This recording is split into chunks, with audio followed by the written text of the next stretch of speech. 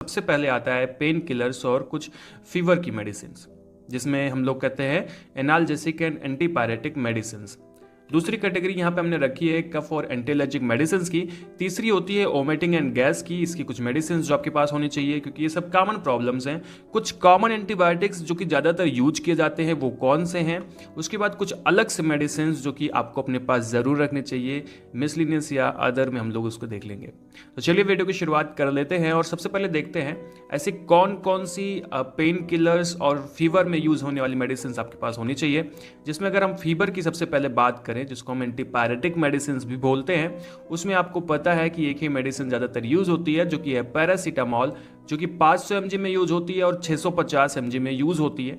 तो आप इसको अपने पास ज़रूर से रखेंगे और इसमें आप कोई भी ब्रांड ले रख सकते हैं। अगर जेनरिक मिल जाती है, कोई सस्ती ब्रांड मिलती है, तो आप ज़्यादा उसको रखें तो ज़्यादा अच्छा रहता है, क्योंकि आपको पेशेंट को भी देखना होता है।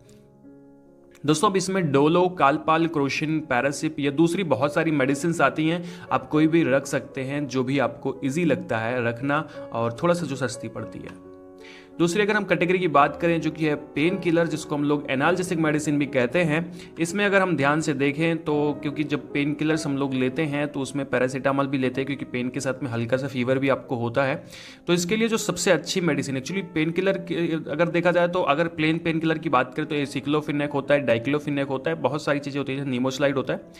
पर अगर थोड़ा सा आपको फीवर है तो उस टाइम पे आपको ये रखना पड़ेगा मेडिसिन, अगर पेशेंट को थोड़ा सा फीवर है, जिसमें एसिक्लोफिनेक 100 mg, पैरासीटामॉल 325 mg, मतलब 325 mg।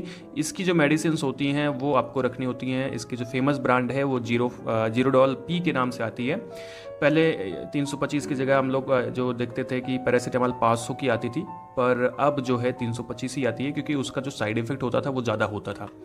नेक्स्ट जो मेडिसिन होती है, अगर आप किसी भी पेशेंट को पेन हो रहा है, थोड़ा सा बहुत घाव है, हल्का बहुत फीवर है, तो उस टाइम पे ये मेडिसिन दी जाती है, जो कि जीरोडॉल एसपी के नाम से फेमस है, जिसमें एसिक्लोफिनेक होता है, पैरासीटामॉल होता है और सेरेटियोपेप्टाइडेज होती है। तो आपको ये मेडिसिन पेशेंट को देनी होती है, क्योंकि ये मेडिसिन बहुत कारगर होती है उस कंडीशन के लिए।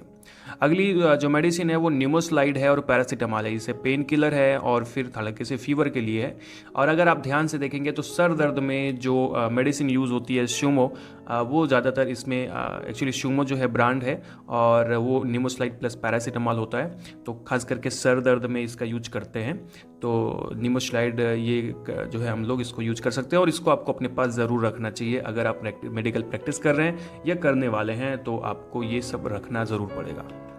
दोस्तों, नेक्स्ट अगर किसी भी पेशेंट को स्टमक पेन हो रहा है, उस टाइम पे उसको कौन सी मेडिसिन देनी है, तो उसके लिए एक्चुअली डाइसाइक्लोमिन टैबलेट्स आती हैं। डाइसाइक्लोमिन आप रख सकते हैं, पर जो अच्छी मेडिसिन होती है उसमें मेफेनेमिक एसिड और डाइसाइक्लोमिन का कम्बिनेशन आता है। अगर इसके ब्रांड की बात करें तो मेप्टाल स्पास के नाम से आती है। दूसरे भी ब्रांड से आ सकती है, आप कोई भी ब्रांड रख सकते हैं, उसके लिए कोई बहुत ज़्यादा वो नहीं है, बस ये कम्बिनेशन ज़रूर होना चाहिए। ठीक है, तो ये मेडिसिन जो होती है स्टमक पेन के लिए होती है। थोड़ा सा हम लोग मेडिसिन के